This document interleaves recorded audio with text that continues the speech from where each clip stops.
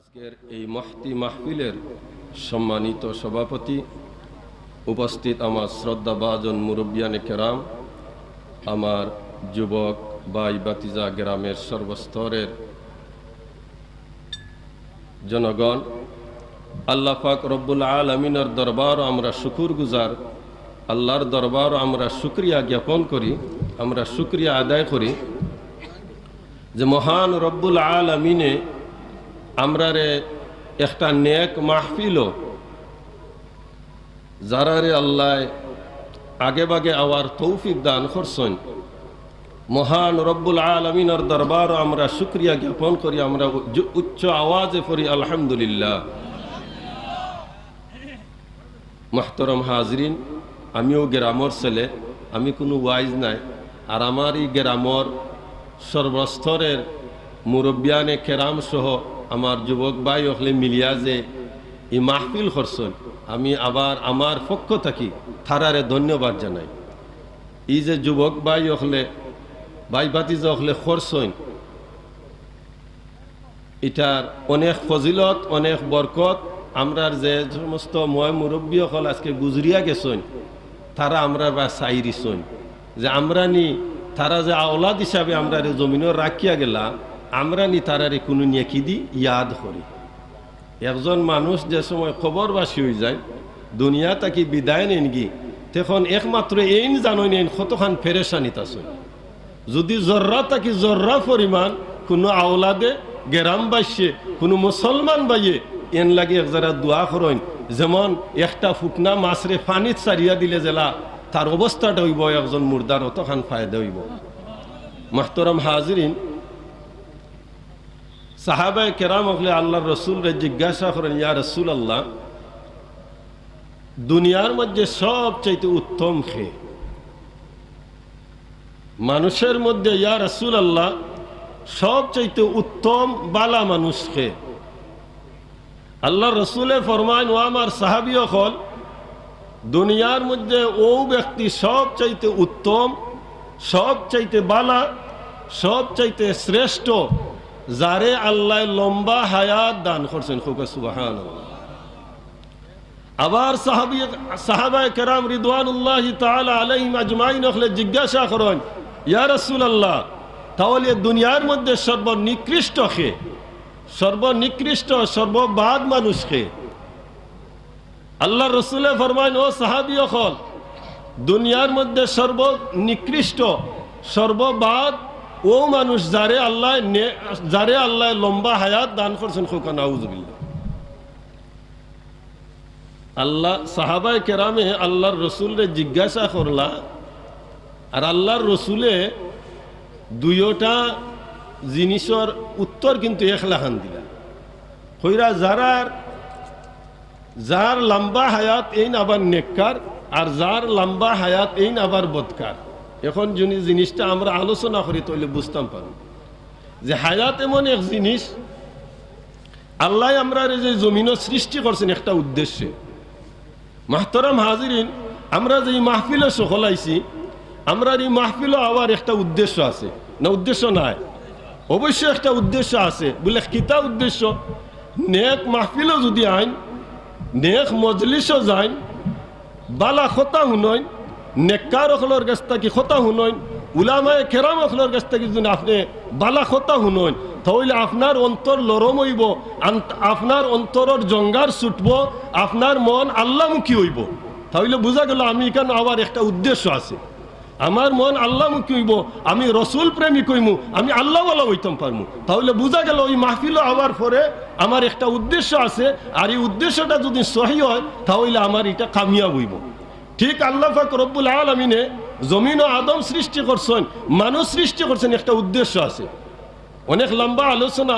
এই উদ্দেশ্যের মধ্যে একটা হইল আল্লাহ ইত্তরে জমিনে প্রচার করলা, আর আল্লাহ মানুষের জমিনে সৃষ্টি করছেন। ওয়ামা খালাকতুল জিন্না ওয়াল ইনসা ইল্লা লিয়াবুদুন। এই দুই জাতিরে 18,000 মখলুকাতের মধ্যে আল্লাহ এই দুই জাতিরে কিতা করছেন? তার ইবাদতের লাগি সৃষ্টি করছেন। এই দুই জাতির মধ্যে এক জাতি হইলাম আমরা এত ভাগ্যবান যে আল্লাহ আমরারে 18,000 মখলুকাতের মধ্যে ওয়ালাকাদ কাররামনা বানি আদম, বনি আদম রে আল্লাহ সর্বোত্তম সৃষ্টি করি, সর্বোত্তম উত্তম সৃষ্টি করি বানাইছেন। হোক আলহামদুলিল্লাহ। এর বাদে দেখো বনি আদমর তাকি লইয়া এই পর্যন্ত আমরা যে স্তরে আইয়া পৌঁছেছি, আমরা খার উম্মত, কিছু মাতুকা আমরা খার উম্মত, আমরা নবীকে হযরত মুহাম্মদুর রাসূলুল্লাহ সাল্লাল্লাহু আলাইহি সাল্লাতু ওয়াসসালাম জানরে সর্বপ্রথম আল্লাহ পাক রব্বুল আলামিনে সৃষ্টি করছেন, কিন্তু জমিনের সর্বশ্রেষ্ঠ কিতা করছেন, ফাটাইছেন। তার বুড়ি বুড়ি প্রমাণ আছে, হইতা হরণী কিতা কইন শুনলাম তো পয়লা নবী হযরত আদম তেই নইলা কিলা, কারণ এটা প্রমাণ উলামায়ে কেরাম ওখলর কাছ থেকে আপনারা জানছেন অসংখ্য ঘটনা। আদম আলাইহিস সালাতু ওয়াস সালাম যে সময় জমিনে আইলা 300 বছর খাদার পরে যে সময় কইলা আল্লাহ, অতদিন খান্দার পরে যে সময় কইলা মুহাম্মদুর রাসূলুল্লাহ সাল্লাল্লাহু আলাইহি সাল্লাতু ওয়াস সাল্লামের উসিলায় তুমি আমারে মাফ করি দেও। আমি বাট্টি করি কইরাম আল্লাহ জিকাইলা, ও আদম ই নাম তুমি কুনানো পাইলাই, কারণ ইন তো জমিনে এখনো আইসুন না।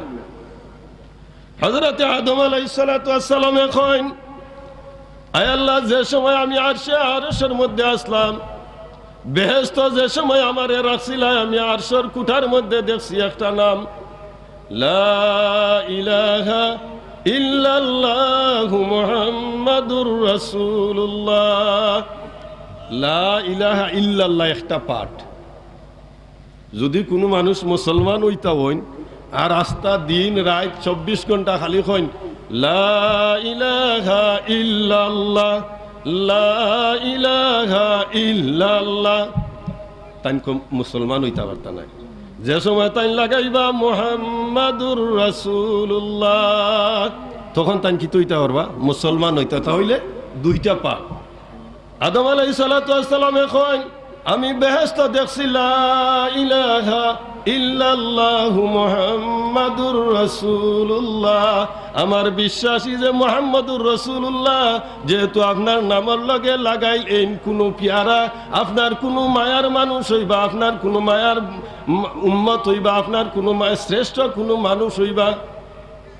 আল্লাহ কইলা আদম রে যে তুমি যদি আরো আগে ই নাম লইয়া উসিলা করতে, তাহলে তুমি বহুত আগেও মাফি পাইলে না। তো ওখান তাই বুঝাইতাম চাইলাম, তাহলে বুঝা গেল আল্লাহ আমরা নবীরে আগে পয়লা কিতা করছেন, সৃষ্টি করছেন।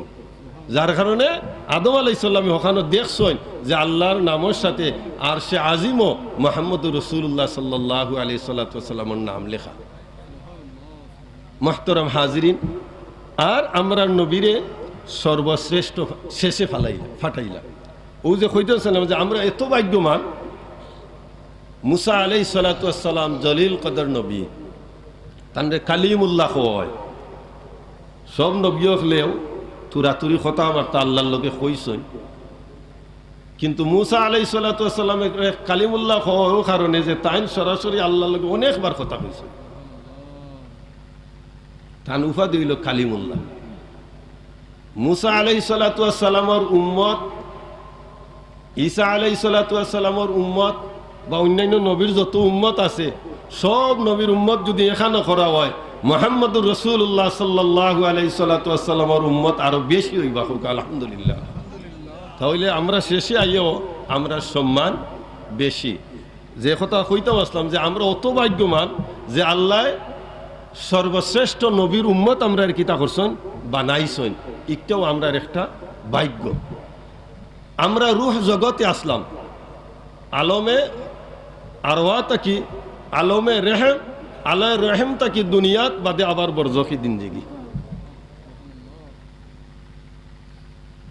আমরা যে সময় আল্লাহ আলমে আরওয়া তাকি আলমে রেহেমও ফাটাইলা, অর্থাৎ মার গর্ভত ফাটাইলা, দুনিয়াত ফাটাইলা, ই পর্যন্ত কিন্তু আমরা কোনো আত আসিলনি যাওয়ার সময় বলে আমারে ওলা বানাইও, আমারে ওলা করিও, আমারে উতা করছেন সাব করিলা, কোনটা আসিলনি। আমরা সব কিছু আল্লাহ তার কুদরত দি, তার নিয়ামত দিয়ে আমরা রে আল্লাহ পাক রব্বুল আলামিনে পরিপূর্ণ একজন মানুষ হিসাবে জমিনে ফাটাইছেন। হোক আলহামদুলিল্লাহ। ই পর্যন্ত কোনো আত আসিল না। আপনার যে সময় জমিনে আইসেন, আপনার কিতা কোনো নাম আসিলনি, আপনার কোনো অস্তিত্ব আসিল না।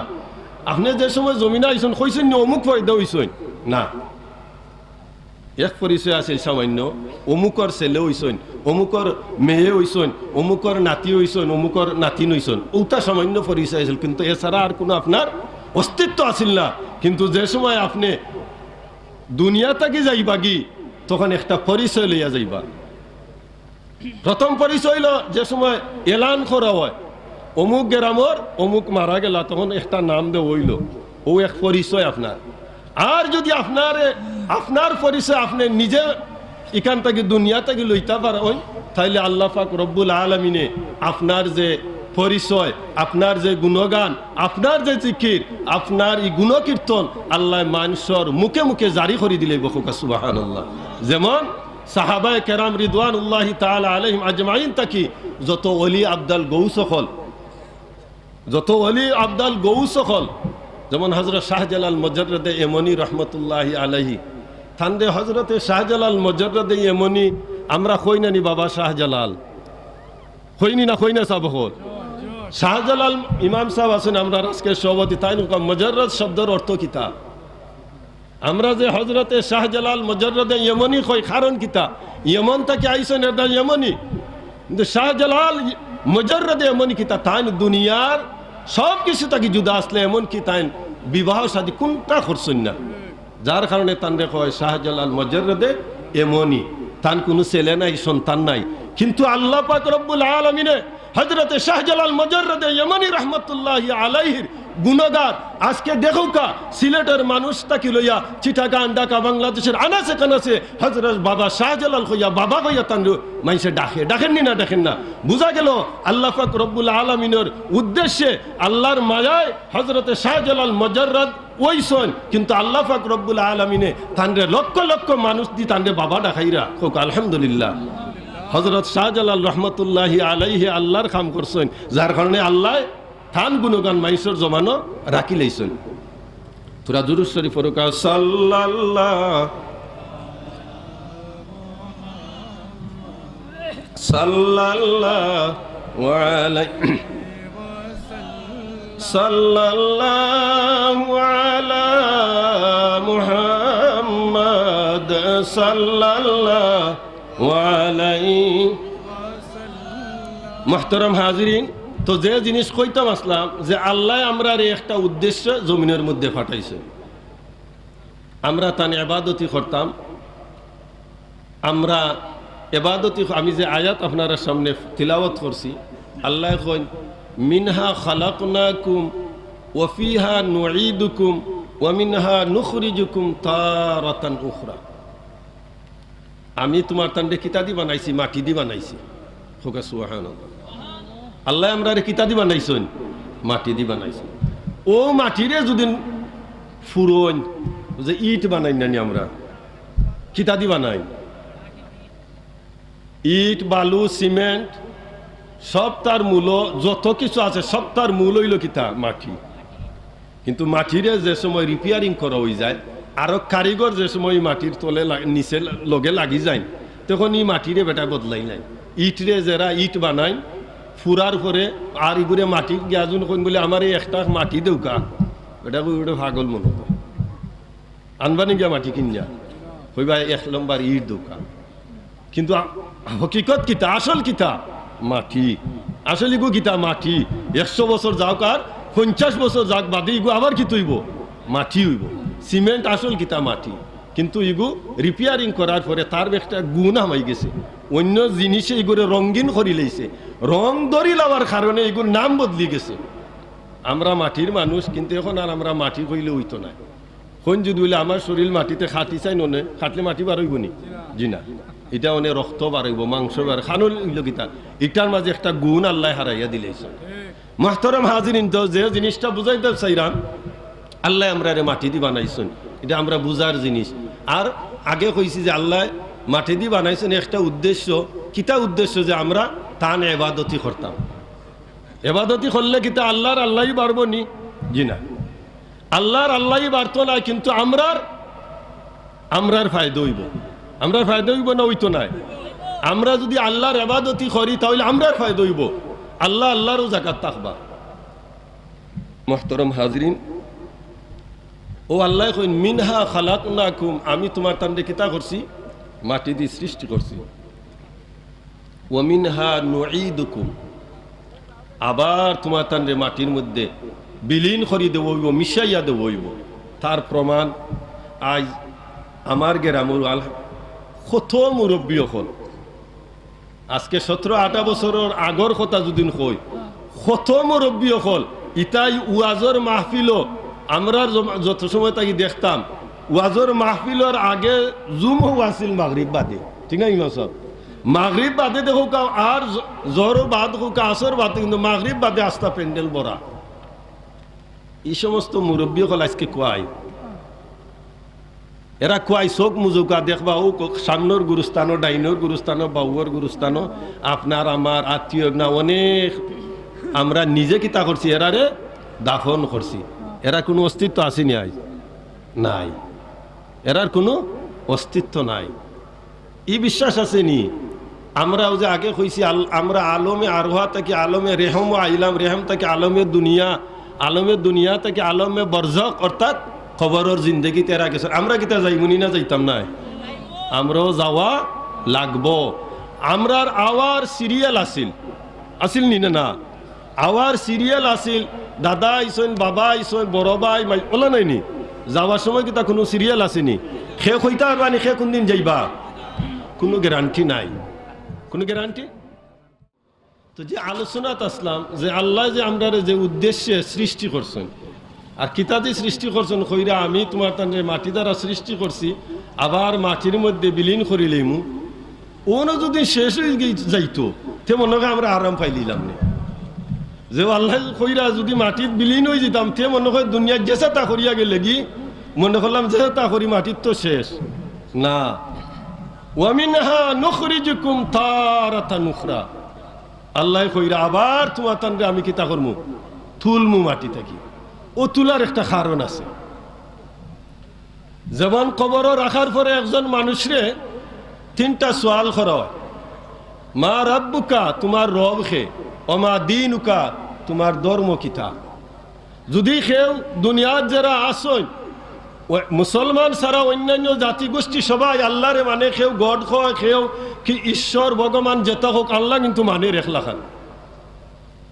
যদি খালি আল্লাহরে মানলে ওই যেত, তাইলে কবর খালি মা রব্বুকা হইয়া আল্লে ওই দিল না। এটা জবাব দিলাইলেন রব্বি আল্লাহ। ওয়ামা দিনুকা, তোমার ধর্ম কিতা বলে ইসলাম। এখন একজন মানুষের যদি 2টা ইসওয়ালের জবাব দিলা, ইমাম সাহেব আসেন 3 নম্বরটা পারে না, ইমাম সাহেব এন কিতা সঠিক জবাব দিলানি, এন কিতা জান্নাতও যাইতে পারবানি না। তাহলে বোঝা গেল 3টার পরিচয়ের দরকার, রব জানার দরকার, ধর্ম জানার দরকার, আর সে ইসলামের দাওয়াত লইয়া আইসন নবী মুহাম্মদুর রাসূলুল্লাহ সাল্লাল্লাহু আলাইহি সাল্লামের লগে সম্পর্ক কতখান আছে কবর যাওয়ার পরে এটা প্রমাণ হয়ে যাব।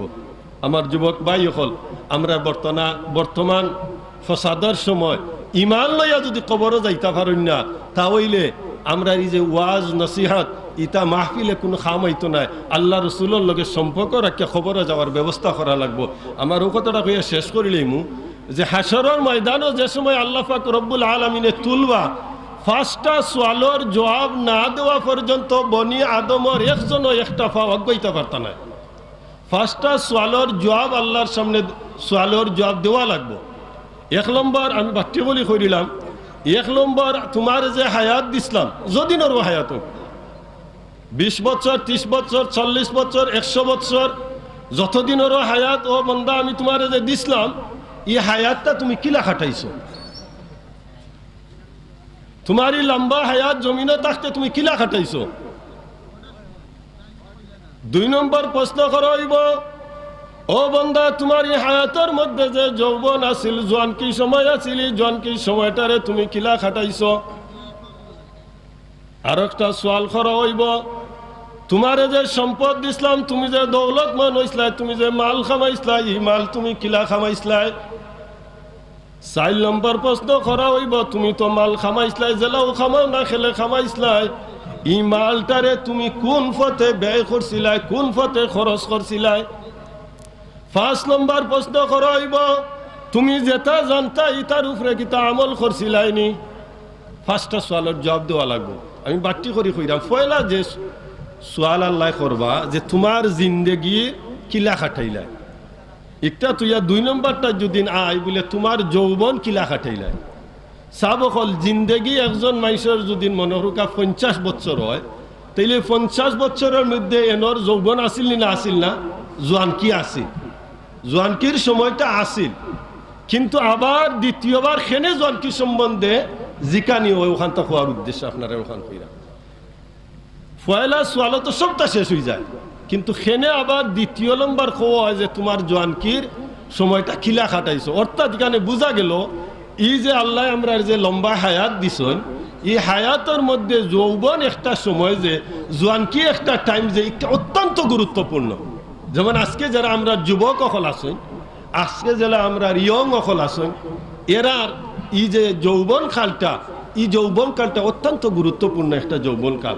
এই যে যুবক আসলে এই মাহফিল করছেন, অন্যান্য যুবক আসলে যদি অন্য মাহফিল করেন, একটা অপোজিট মাহফিল, এরও চাইলে করতে পারবা। তারা জনকিরি টাইমে শরীর গরম আছে, করতে পারবা, কিন্তু সতর্কতা থাকার দরকার, বুঝার দরকার। এর দায় আল্লাহ জিকাইবা যে তোমার যৌবন কালটা তুমি কিলা খাটাইছো। অর্থাৎ এই যৌবন কালের আলাদা একটা হিসাব দেওয়া লাগবে। আমরা সতর্ক থাকার দরকার, বিশেষ করে যুবক ভাই হল এই যারা মাহফিল কররা, আলহামদুলিল্লাহ আমরা সর্বাবস্থায় তারা সহযোগিতা করিয়া যাইতাম। কিন্তু মুহতারাম হাজিরিন, আমি একটা জিনিস আপনার গেছে, একটা জিনিস কই আমি শেষ করলে সময় শেষ, আমরা অতিথি আইরা, আমরার বর্তমানে ওয়াজ বেশি না কম, মসজিদ বেশি না কম, আরো যতটা আছে ইসলামিক যত কিছু সবচেয়ে বেশি ওর, কিন্তু আমরা সমাজে শান্তি আছি না অশান্তি আছে? আমরা যে ফিতনা বেশি না কম, কারণ হইল কিন্তু আমরা সবটা ঠিক আছে, কিন্তু আমরা এক সাইড ধরে লাইছি। ওয়াজও গেলে আওয়াজ তুকাই, কিন্তু আওয়াজেরও দরকার আছে, ওয়াজেরও দরকার আছে। ওলা নাইনি কথাটা, ওয়াজও গেলে আওয়াজেরও দরকার আছে, ওয়াজেরও দরকার আছে, কিন্তু আমরা সিন্নি তুকাই, ওয়াজও গেলে সিন্নিরও দরকার, ওয়াজেরও দরকার, সবটা দরকার। যেহেতু অতিথি আইছেন, আমি সময় নষ্ট করতাম না, আমি অনুরোধ করবো আমরা এক সাইড তুকাইতাম না, আমরা প্রত্যেকটা জিনিস নিতাম, এবং সর্বাবস্থায় আমরা বুজুর্গানে দিন সহ মুরব্বী হল যারা চলিয়া গেছেন, অতীতে যারা চলিয়া গেছেন, আমরা অনুরোধ করবো বারবার, বিশেষ করে আমার কুনারায় ও ইয়ং অকল রে, আমরা যে বর্তমান যে ফিতনাত হল আমরা ইয়ং অকল রে নষ্ট করিলেইরা যদি ইমান লইয়া যাইতা পারো না রে ভাই, খবরও ওয়াজে খাম হইতো নাই, ই নসিহতে খামি আইতো নাই, গলা ফাটাইলাও মাইক আরো বড় প্যান্ডেল করো, মাইক আরো একটার জায়গাত 100টা দিয়াও মাইসুরে হুনা খামি আইতো নাই। কারণ যে বেটা কণ্টা খেয়ে ওয়াজ করিয়া যাইব, হে বেটা তার কণ্টা কর কথা কইব, ইকের উপরে আমল করতো না। আমরা আল্লাহ পাক রব্বুল আলামিনের দরবারও আমরা ওখান করি, আয় আল্লাহ যা কিছু আমরা শুনলাম ও শুনার উপরে আমল করার আমরা প্রত্যেকরে তৌফিক দান করুক, এবং হামেশা হামেশা আমরা বেশ বেশ করে নেক আমল করার তৌফিক দান করুক আল্লাহ। ওয়া আখিরু দাওয়ানা আলহামদুলিল্লাহি রাব্বিল আলামিন।